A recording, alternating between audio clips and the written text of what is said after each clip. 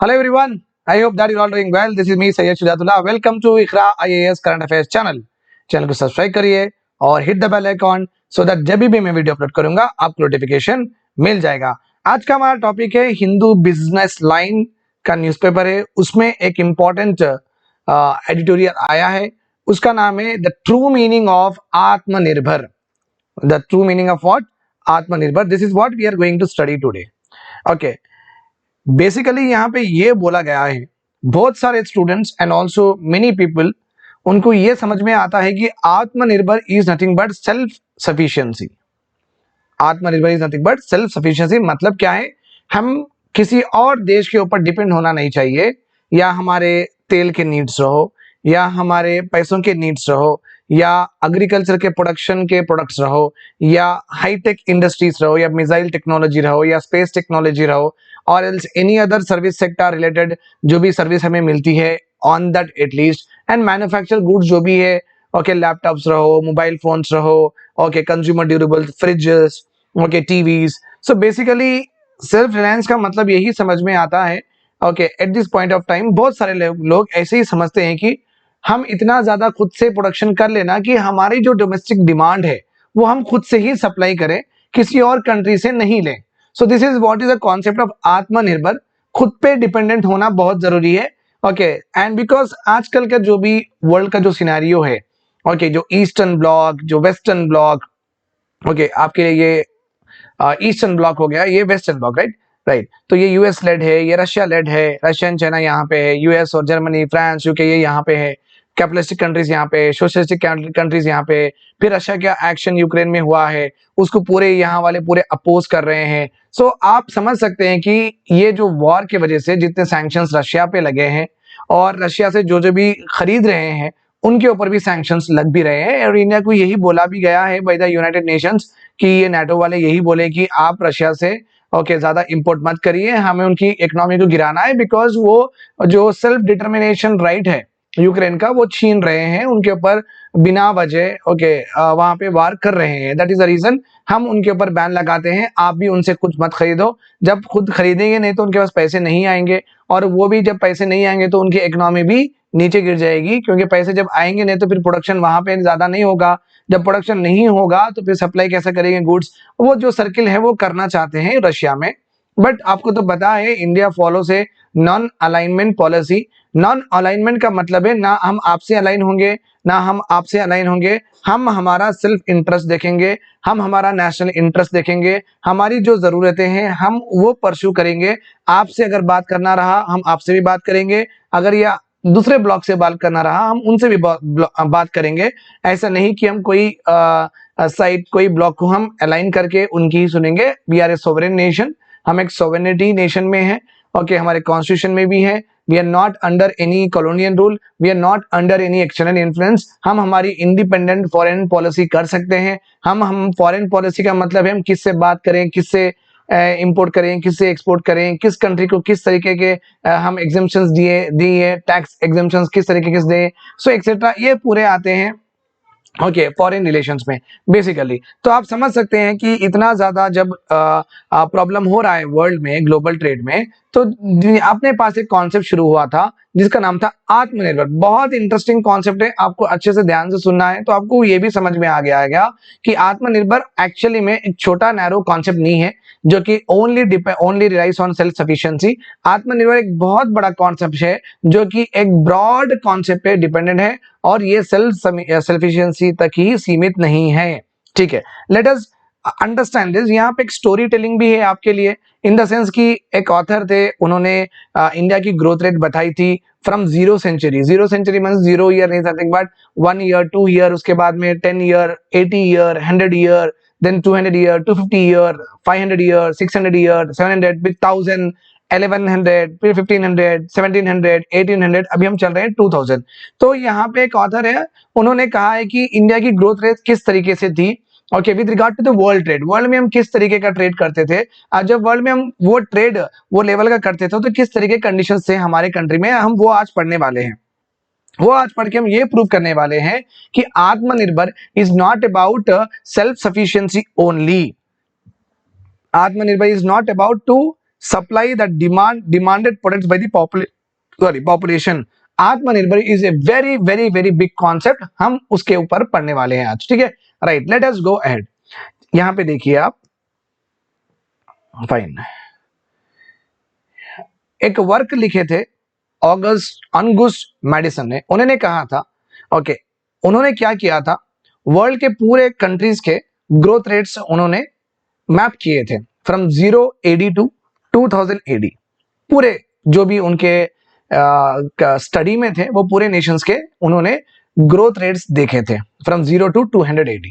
Okay, it is published by OECD in 2001 में। ये OECD organisation for economic cooperation and development, ये एक बहुत अच्छी सी ऑर्गेनाइजेशन है, आप इनके बारे में कमेंट सेक्शन में लिखिए। Okay, so what is it, कब ये फॉर्म हुई, इसका हेडक्वार्टर्स क्या है, क्या ये इसमें इंडिया मेंबर है या नहीं है, etcetera, so and so forth, ठीक है। नाउ यहां पे देखिए, India share of, according to him, इनके हिसाब से India share of world GDP, जो इंडिया का जो जीडीपी था पूरी दुनिया के जितना भी वैल्यू ऑफ आउटपुट आता था, वो वैल्यू ऑफ आउटपुट में इंडिया का शेयर कितना था। ओके, तो हमारा शेयर 32% था। देखिए कितना ज्यादा था। 1000 साल बाद, ओके, इंडिया का शेयर जब भी बेहतरीन था 28% था। देखिए, तो इंडिया में बोल तो पूरी दुनिया में जितना प्रोडक्शन होता था उसमें हमारा वैल्यू 32% होना, 28% होना बहुत बड़ी बात है ये। तो 0 AD, 1 ईयर 2 ईयर से लेके 1000 साल तक हम एक बहुत सिग्निफिकेंट, एक बड़े ग्लोबल ट्रेडर थे। ओके, बिन्स लोग खरीदते थे अपने पास, हम बेचते थे, दुनिया के कोने कोने में जाके इंडियंस बेचते थे। उतनी बड़ी हमारी इकोनॉमी थी, उतनी फ्लोरिशिंग हमारी इकोनॉमी थी। ओके, 1000 साल तक। उसके बाद में क्या हुआ, okay, on the next 7 centuries, उसके बाद में जो सल्तनत और मुगल रूल जब आया था, वो 700-800 साल में भी इंडिया की एक साइजेबल थी, 16% थी। ओके, इतनी बुरी भी नहीं हुई थी, 16% थी।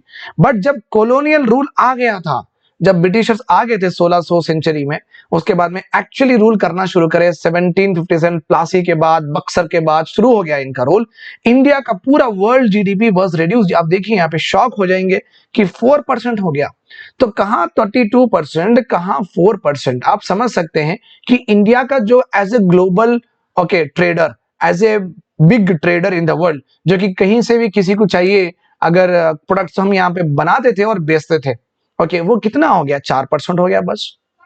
ओके, अभी भी इवन टुडे 2022 में भी इंडिया का शेयर जस्ट 4% है, जो 1950 में जो था, 2022 में भी 70 साल हो गए हैं, हम वो शेयर बढ़ा नहीं सके हैं। ओके, मगर हमारी पॉपुलेशन बढ़ रही है। जब तो हम जितना एक्सपोर्ट करते थे ना, उतनी पॉपुलेशन बढ़ती भी नहीं थी। 28% जितना एक्सपोर्ट करते थे, 32% जितना एक्सपोर्ट करते थे ना, उतनी पॉपुलेशन बढ़ती भी नहीं थी। तो बहुत पैसे वाले लोग होते थे एक जमाने में। ये ब्रिटिश आने की वजह से ही ये सब शुरू हुआ था, ऑपरेशन फिर exploitation etcetera, so and so fourth. But चलो, बहरहाल अगर हो भी रहा था, बट ये लोग डेवलप भी नहीं करे थे। That is the another bigger what drawback of British rule is, कि वो लोग इंडिया को बनाए थे एक supplying area of what, their interest of metals, minerals and products. तो हम यहाँ पे सप्लायर बने थे, फिर वो वहां पे मैन्युफैक्चर करते थे, फिर वो हम को आके बेचते थे। That is what they used to do. Okay, so हमारे यहाँ जो शेयर है 1950 से लेके 2022 तक कुछ बड़ा नहीं था। Okay, our share in global manufacturing, okay, 20% था। Okay, and it was like at a time of independence, manufacturing में इंडिपेंडेंस से पहले, ओके, 20% था। इंडिपेंडेंस आते आते 2% हो गया।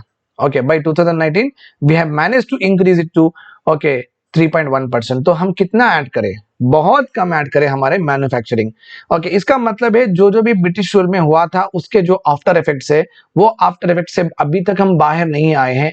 जो स्ट्रक्चरल डैमेज वो करे हैं अपनी इकोनॉमी को, वो स्ट्रक्चरल डैमेज से हम अभी बाहर नहीं आए हैं। क्योंकि 70-75 साल में अगर आप 1 या आधा % ऐड करते हैं तो it is not a good achievement at all. तो आप समझ सकते हैं कि कितना ज्यादा कॉलोनियल रूल हमारे पे हावी था और कितना ज्यादा वो हमें डिस्ट्रक्ट करके गए हमारी अपना इकोनॉमी को। आप समझ सकते हैं इससे। Okay, given the above context, okay, we would like to define आत्मनिर्भर in terms of resorting to India's share in global GDP and in global manufacturing. तो अभी का आत्मनिर्भर is not about only self sufficiency. अभी का आत्मनिर्भर हमें इस तरीके से समझना चाहिए और पॉलिसी मेकर्स और गवर्नमेंट इस तरीके से समझना चाहिए कि आत्मनिर्भर माने जो हमारा ग्लोबल जो ट्रेडर, जो बिग ट्रेडर कहलाए जाते थे एक जमाने में, वो हमारा स्टेटस वापस आना चाहिए, okay, in terms of percentage. और हम एक जमाने में जो मैन्युफैक्चरिंग हब थे, आज भी हम वो मैन्युफैक्चरिंग हब फिर से बनना चाहिए। दिस इज व्हाट इज, इसका मतलब क्या है कि आप आत्मनिर्भर का मतलब नहीं है कि आप सेल्फ सफिशिएंसी करो, आप खुद का डोमेस्टिक प्रोडक्शन इंप्रूव करके लोगों के जितने भी डिमांडेड प्रोडक्ट्स है वो सप्लाई करो, ऐसा नहीं है। Okay, so it is like you can understand that ये पूरा जो भी है, ओके, सो आत्मनिर्भर इज व्हाट ग्लोबलाइज्ड, आत्मनिर्भर को अभी बनाया गया है ग्लोबलाइज्ड। जो हमारा स्टेटस था वो वापस आना है, वो भी one of the ingredient of what आत्मनिर्भर है। Okay, right, therefore we must ourselves, okay, achieve the target of at least 6% in the global GDP and 20% in the global manufacturing। अगर हम ये अचीव कर लेते हैं तो हम बोलेंगे वी आर ट्रू आत्मनिर्भर। ठीक है, राइट, फाइन। तो ट्रू आत्मनिर्भर आने के लिए पहली बात, हमारी इकोनॉमी इंडिया में ही सीमित नहीं रहना चाहिए। इकोनॉमी टू तरह की होती है, एक है क्लोज्ड इकोनॉमी। क्लोज्ड इकोनॉमी का मतलब है जो इकोनॉमी एक्सपोर्ट इंपोर्ट नहीं करती है, जो इकोनॉमी एक्सपोर्ट इंपोर्ट नहीं करती है, we call it as closed economy. जो इकोनॉमी एक्सपोर्ट इंपोर्ट करती है, we call it as open economy. ऐसे कुछ देश हमारे पास क्लोज्ड इकोनॉमी के नहीं है। ओके, नॉर्थ कोरिया एक है हमारे पास, एक सिग्निफिकेंट कंट्री है जिसका हम एग्जांपल दे सकते हैं। बाकी के 99% कंट्रीज ओपन इकोनॉमी ही होते हैं, जहां पे एक्सपोर्ट्स इंपोर्ट्स डेली रूटीन में चलता है। ठीक है, तो आत्मनिर्भर का मतलब है हमारी इकोनॉमी को बंदी भी नहीं करना है, हमारी इकोनॉमी को और वाइब्रेंट और रोबस्ट और ओके ऊंचे ऊंचे स्थल तक लेके जाना है। That is what is called as open economy. True Atmanirbharta must be understood as restoring India's position in the world global economy, and हमारी जो भी efforts है that effort should go to open and globalize economy more। अगर इस तरीके से अगर हम नहीं करते हैं तो हम ये रिस्क हमें आ सकता है कि हम आत्मनिर्भरता को ये समझ जाएं कि वो सिर्फ सेल्फ सफिशिएंसी का नाम है और हम आगे जाके सिर्फ एक क्लोज इकोनॉमी ही बन जाएं। तो ये पेसिमिज्म में हमें नहीं रहना चाहिए और ये हमें प्रूव करेगा डिजास्ट्रस, वो हमें प्रूव करेगा डिजास्टर्स। बेसिकली आप याद रखिए ये बात, अगर आप आपके एरिया में समझिए एक जिलेबी बनाते हैं या एक टॉय बनाते हैं या आप कुछ भी बनाते हैं, तो आपके लोकल मार्केट में उसकी जो भी वैल्यू है उससे ज्यादा आपको वैल्यू मिलेगी अगर आप दूसरे एरिया में दूसरे स्टेट में बेचते हैं। ये है कि नहीं? ये very right and true fact है, इकोनॉमी का प्रिंसिपल है ये। इसका मतलब क्या है, अगर इंडिया में कुछ एक अचार प्रोड्यूस होता है, पापड़ प्रोड्यूस होता है, इंडिया में अगर हैंडमेड क्लोथ्स प्रोड्यूस होते हैं, ये यहाँ पे जितने में बिकेंगे इससे ज्यादा रेट में बाहर बिकेंगे। अगर ज्यादा रेट में बिकेंगे तो इनकम इनका ज्यादा आएगा, जब इनका इनकम ज्यादा आएगा तो ये अच्छी स्टैंडर्ड ऑफ लिविंग मेंटेन कर सकेंगे और इंडिया को जो गवर्नमेंट को इनके ऊपर पैसा भी लगाने की उतनी जरूरत नहीं पड़ेगी। तो government can concentrate on what last mile connectivity और ट्रांसपोर्टेशन बनाए और रिसर्च में डेवलप करें, उस तरीके का पैसा वहां पे यूज होगा, राइट। तो बोलने का मतलब क्या है, ट्रू आत्मनिर्भरता is nothing but opening your economy to the world and becoming a world leader also. Okay, basically it is also talking about import export led growth चाहिए हमारे पास। इम्पोर्ट तो हमें करना नहीं है, इम्पोर्ट सब्स्टिट्यूशन चाहिए एंड एक्सपोर्ट हमें करना है तो एक्सपोर्ट एडिशन चाहिए। So import substitution export addition, so ISNEA is a new slogan of this आत्मनिर्भरता। Okay, ISEA, okay, import substitution export addition, okay, fine. तो इसका मतलब ये है द करंट जो भी अभी कॉन्टेक्स्ट है आजकल का, अगर हम सिनेरियो वर्ल्ड में देखते हो बहुत फ्रैगमेंटेड है। कोई किसी को भेज रहा है तेल, कोई किसी को नहीं भेज रहा है, बिकॉज ऑफ यूक्रेन रशिया के वार के वजह से कोई मत लो बोल रहा है, कोई इनसे मत खरीदो बोल रहा है। सो ये जो इतने कंप्लीट सिनेरियो में तो ये तो जरूर होगा कि कंट्रीज अपने प्रोटेक्शनिज्म पॉलिसीज फॉलो करेंगे। प्रोटेक्शनिज्म पॉलिसीज का मतलब है कि किसी और को ना दे, और जो भी है ओके जो भी इन्वेस्टर्स है, जो भी प्राइवेट पीपल है, वो बाहर ना दे एक्सपोर्ट, जितना भी वो प्रोड्यूस करते हैं पहले उनके कंट्री के जो भी लोगों को है दें। इससे क्या होगा, इन्वेस्टर्स का कॉन्फिडेंस लूज होगा, इन्वेस्टर्स को मजा नहीं आएगा, क्या भाई ये यहीं पे बेचो बोल रहे, बाहर नहीं बेचो बोल रहे, तो यहाँ पे हमारे जो इन्वेस्टर्स है वो बाहर चले जाएंगे। क्योंकि अगर जो कंट्री में उनको ज्यादा लिबर्टी रहेंगी ऑब्वियसली वो कंट्री में जाके वहां से काम करेंगे। तो आप समझ सकते हैं कि आगे जाके पूरी कंट्रीज में प्रोटेक्शनिज्म पॉलिसीज होने के बहुत सारे चांसेस है।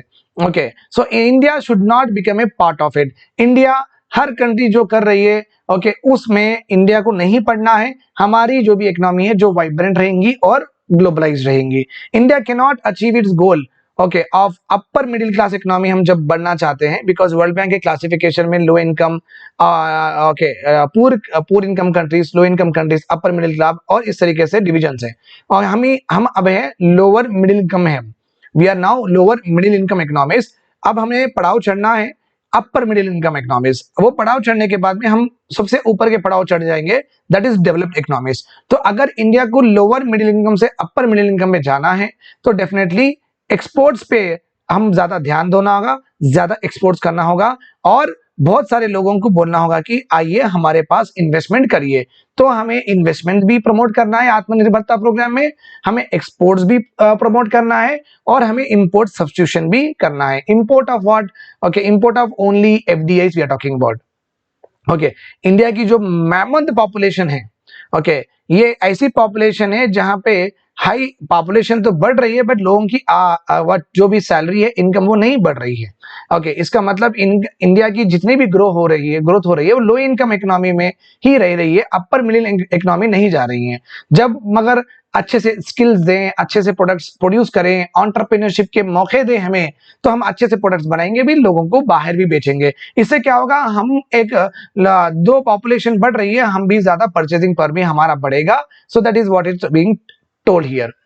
ओके, अगर हम अच्छे से सक्सेसफुल रैंप अप करते हैं हमारे एक्सपोर्ट्स ओके और हमारा बिजनेस ग्लोबली बन जाता है तो ग्लोबल स्टैंडर्ड्स के हिसाब से हमारे पास प्रोडक्ट्स बनेंगे, ठीक है, और यही प्रोडक्ट्स हमारे कंज्यूमर्स को भी मिलेंगे। तो आप समझ सकते हैं यहाँ पे हमारी कंपटीशन ओके इंडस्ट्री के जो भी प्रोडक्ट्स हम सप्लाई कर रहे हैं वर्ल्ड वाइड ओके उसमें भी क्या होगा, कंपटीशन बढ़ेगा और हमारा standard of quality of product भी बढ़ेगा, वो कंज्यूमर्स को भी, डोमेस्टिक कंज्यूमर को भी मिलेगा। Achieving global scales of production, improving our services of quality. अगर कोई आपके प्रोडक्ट में प्रॉब्लम आया, आप फोन उठा के बात कर लीजिए कि this is the problem etcetera, तो वो कितनी जल्दी आपको रिस्पॉन्स देके आपका प्रॉब्लम सॉल्व करते हैं। That is only called as what, service quality. अगर हम हमारे प्रोडक्ट्स बेचें बाहर ओके चलो, हम हमारी कंपनी कैनवस, मोबाइल की कंपनी कैनवस, अगर हम किसी यूके के मार्केट में ओके हमारे डीलर से वहां पे बेचना शुरू करे हैं, अगर वहां पे किसी को प्रॉब्लम आता है तो हम किस प्रस्ताव से उनका प्रॉब्लम सॉल्व करते हैं। अगर हम उसमें क्वालिटी बनाते हैं तो ऑब्वियसली हमारे प्रोडक्ट की वहां पे चर्चा होगी, वहां पे वर्ड ऑफ माउथ होगा और वहां पे वो लोग बोलेंगे कि भाई अगर कैनवस फोन लेते हैं ना, इसकी सर्विस बहुत अच्छी है, आपको रिप्लेसमेंट भी मिलेगा, आपको जो भी है जल्दी जल्दी रिपेयर करके दे देंगे, राइट। तो हमारी जो सर्विस क्वालिटी वर्ल्ड स्टैंडर्ड भी हो जाएगी और हम जो भी बड़ा सा गोल है हमारा R&D गोल, वो भी हम उसे फुलफिल करने की कोशिश करेंगे और मैन्युफैक्चरिंग भी बढ़ाएंगे। अगर ये ऐसा होता है, India will generate high quality employment also okay and India जो हिस्टोरिकली ट्रेडिंग नेशन था एक जमाने में, आज भी वो ट्रेडिंग नेशन बन सकेगा, अपना स्टेटस ला सकेगा। इंडियन ट्रेडर्स ट्रैवल्ड एक जमाने में बहुत सारे वेस्ट एशिया में जाते थे, ईस्ट अफ्रीका में, कंबोडिया, इंडोनेशिया, म्यांमार, हर कंट्री में इंडिया के प्रोडक्ट एक जमाने में जाते थे और वहां पे बिकते थे। हमें वही अचीव करना है। India was a leader in the global trade once upon a time and India should be a leader of global trade in future and also in the present time. That is only called as what, आत्मनिर्भरता। However, colonial rule के वजह से जो forcibly हमारा prosperity start हुआ है और India बन गई थी एक सप्लायर ऑफ रॉ मटेरियल और एक सप्लायर ऑफ चीप लेबर, जो इंडिया बन गई थी ओके हमारे शेयर्स बहुत डिक्लाइन हो गए थे, एक्सपोर्ट शेयर्स 2.53% आ गए थे। इसके वजह से हमारे कंट्री में बहुत पॉवर्टी आ गई थी, फ्रीक्वेंट फमाइन्स आना शुरू हो गए थे, पॉपुलेशंस तो बहुत बढ़ रही थी पर कैपिटा इनकम देखिए, पर कैपिटा इनकम देखिए कितनी कम थी। वो तो आप समझिए कि सालाना हमारे कंट्री में ऑन एन एवरेज एक इंसान, एक बंदा 11,500 ही कमाता था। आज तो हमारे पास 1,40,000 रुपए कमा रहे हैं ओके जब 11,000 ही कमाता था, बहुत बहुत कम थी ये पर कैपिटा इनकम पर individual okay at that time. बहुत सारे कंट्रीज की अच्छी थी, तो हमारी बहुत बहुत घट के इतनी हो गई थी ओके इतनी कम तनख्वाह में आप क्या ही जियोगे, क्या ही परचेजिंग पावर बढ़ेगी आपकी, क्या ही आप नए प्रोडक्ट्स खरीदोगे। तो ये तो बेयर मिनिमम लिविंग की है। बेयर मिनिमम लिविंग का मतलब है ये तो आपके जरूरतें के लिए ही काम में आएगी ये 11,000, ठीक है, उससे ज्यादा तो आप कर भी नहीं सकेंगे, तो नए नए प्रोडक्ट्स क्या डिमांड करेंगे। तो आप समझ सकते हैं कि इंडिया की जो पॉपुलेशन जो राइज हुई है ओके वो population rise high purchasing power वाली नहीं थी ओके, जो पॉपुलेशन नहीं थी वो लो परचेजिंग वाली पॉपुलेशन आई थी। ओके, क्योंकि पूरा डिस्ट्रक्शन हुआ था ना कोरियन रूल में, इस वजह से हम ये सिचुएशन में आ गए थे, राइट, ड्यू टू। बट उसके बाद में लिबरलाइजेशन हुआ था तो थोड़ा बहुत हमारा ग्लोबल ट्रेड ऊपर गया था। 2.1% इन 1950 था तो 2.7 हुआ था बाई 2010। Okay, so India global marketize share is only less than 2%। तो आप समझ सकते हैं कि आईटी में हम अच्छे से एक्सपोर्ट्स करते हैं, बट मैन्युफैक्चर गुड्स में हमारे गुड्स कोई खरीदता नहीं है, ज्यादा कोई मांगता नहीं है, तो हम बेचेंगे भी नहीं, राइट। तो इसलिए हमारा जो भी मैन्युफैक्चर जो एक्सपोर्ट परसेंटेज है इन the world, it is just 2%। आप देखिए एक 32% एक्सपोर्ट करने वाली कंट्री अब एक ओके 1000 साल में क्या बन गई है। लोग आगे जाते हैं, हम पिछड़े हो गए हैं। So that is the reason. यहाँ पे आत्मनिर्भरता का मतलब ये नहीं है कि हम डोमेस्टिक सप्लाई करके डोमेस्टिक डिमांड को फुलफिल करें। आत्मनिर्भरता का मतलब ये है कि हम जो स्टेटस एक जमाने में हमारा था वर्ल्ड लीडर इन ट्रेड, वो हम रीगेन करें। Okay, so this is the basic story telling. मतलब इस तरीके से सिचुएशन ऊपर नीचे हमारी होते गई है और उसके ऊपर मैं आपको रीजंस भी बता दिया हूं। अभी हम देखेंगे कि किस तरीके से हम ये एक्सपोर्ट बना सकते हैं।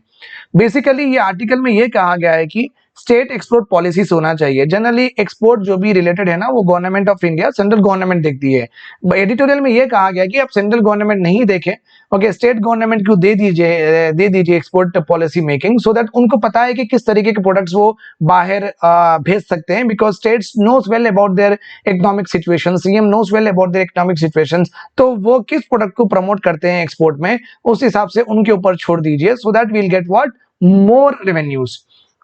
Instead of a pan-India EXIM policy, government should allow each state should have encouraged to design and implement its own export promotion policy. Okay, इससे क्या हो गया, much needed focus आ जाएगा exports पे in every state and help to generate what, quality employment. Secondly क्या हो सकता है, okay, India should not only aim to export only hi-tech products. बहुत सारे कंट्रीज है जो एग्रो प्रोडक्ट्स, एग्रीकल्चर से बनाए गए products, low tech products like toils and garments, medical exports, education, mass tourism, इस छोटे छोटे प्रोडक्ट से भी बहुत बड़े बड़े डेवलप भी कंट्रीज हुए हैं। ओके, तो इंडिया ऐसा नहीं सोचना चाहिए कि हम खाली हाईटेक प्रोडक्ट्स एक्सपोर्ट करके बड़ी इकोनॉमी बनेंगे। छोटे छोटे प्रोडक्ट्स में भी बहुत ज्यादा स्कोप है, तो उसके ऊपर भी ध्यान देना चाहिए। थर्ड, अगर अपने को एक्सपोर्ट अगर बढ़ाना है, ओके, हमारी जो इंडस्ट्री की जो एनर्जी नीड्स है और जो भी अदर इनपुट्स है, we have to get it what at comparable prices. Okay, and जो भी है हाउस होल्ड को सब्सिडाइज देना चाहिए on consumption by charging heavy tariff for their energy, logistic and raw material inputs. Fourth, it is important that RBI should ensure a neutrality of exchange rate. और यहाँ पे बहुत जरूरी है कि आरबीआई बहुत इंपॉर्टेंट रोल प्ले करना चाहिए with regard to what, exchange rate. $1 60 में बिकेगा या $1 70 में बिकेगा, अगर ये दिन भर कभी 60, कभी 65, 70, 80, 60, 65, 70, 80 अगर इस तरीके से चला, तो कोई इन्वेस्टर ओके एक्सपोर्ट क्या ही करेगा, तो उसको पता ही नहीं चलेगा कि भाई कल क्या होगा, कल क्या रेट रहेगा। तो वहां वो एक डिमोटिवेटिंग है। बिकॉज अगर आपको लॉस हो गया, तो अगर आप जो दिन आप सेल करना चाह रहे हैं, वो टाइम पे $1 40 हो गया, तो आपको सिर्फ एक्सपोर्ट कर तो $40 ही मिलेंगे, राइट। तो आप समझ सकते हैं कि ये आरबीआई की पॉलिसी ऑफ एक्सचेंज रेट बहुत मायने रखती है to promote exports from our country. It is very important. अगर $1 80 रहा तो मैं तो जल्दी जल्दी बेच दूंगा, अगर $1 40 रहा तो मैं क्या ही एक्सपोर्ट करूंगा। सो एंड अगर ये इतना डायनामिक भी रहेगा तो मुझे कुछ मजा नहीं आएगा। सो एक प्रेडिक्टेबिलिटी होना चाहिए कि ठीक है 6 महीने तक, 10 महीने तक, 12 महीने तक, 2 साल तक यही एक्सचेंज रहेगा। ओके, 80, 79, 87 इस तरीके से ही खेलेगा। ओके, ज्यादा 70 पे नहीं जाएगा, 90 पे नहीं जाएगा। अगर एक मेरे को विजन होता है, एक इन्वेस्टर को, एक ट्रेडर को एक विजन होता है, अगर ये चेंज ज्यादा नहीं होगा तो उसको एक बड़ा सा कॉन्फिडेंट होगा, वो लॉन्ग टर्म प्लानिंग करके दूसरे कंट्रीज को एक्सपोर्ट करने की कोशिश करेगा, right? So these 4 important points, okay, government should take into consideration to make our country as robust and also to attain the restoring the situation of, okay, condition of what we are having, what, okay, in the ancient and medieval times. Okay, this is all about today's lecture. Thanks for referring to me. Have a nice day. Bye bye. Take care.